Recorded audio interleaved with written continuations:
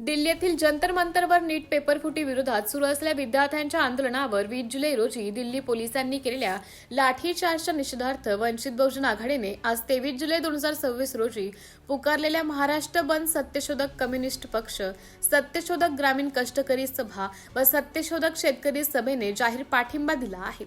वंचित बहुजन आघाडीचे राष्ट्रीय अध्यक्ष बाळासाहेब आंबेडकर यांनी या बंदमध्ये डाव्या पक्षांसह सर्व पुरोगामी संघटनांना सहभागी होण्याचं आवाहन केलं होतं।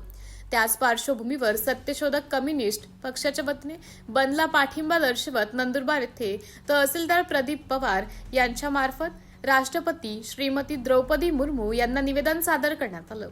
नीट पेपरफुटी प्रकरणी केंद्रीय शिक्षण मंत्री धर्मेंद्र प्रधान आणि त्यांना पाठीशी घालणारे पंतप्रधान नरेंद्र मोदी यांनी नैतिक जबाबदारी स्वीकारून तात्काळ राजीनामा द्यावा।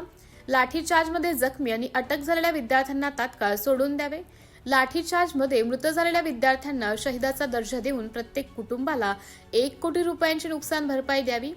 पेपरफुटीमुळे आत्महत्या केलेल्या विद्यार्थ्यांच्या पालकांना आर्थिक मदत मिळावी व पेपरफुटीत सहभागी असलेल्यांवर कठोर कारवाई करावी।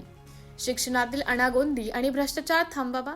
शेतकरी, कष्टकरी व लोकशाही विरोधी बीजेपी, आरएसएस सरकार बरखास्त करून देशात राष्ट्रपती राजवट लागू करावी, या मागण्या निवेदनाद्वारे करण्यात आल्या आहेत। ग्रामीण कष्टकरी सभा यांच्याकडून आज महाराष्ट्र बंदच्या हाकमध्ये जे जंतर मंतरवर जे विद्यार्थ्यांवर लाठीचार्ज झाला, त्यांना जेलमध्ये टाकून त्यांना शॉक मारण्यात आलं, त्याबद्दल आम्ही नंदुरबार तालुक्यात सत्यशोधक ग्रामीण कष्टकरी सभेतर्फे निषेध व्यक्त करतो आणि या बंदला आम्ही आवाहन करतो।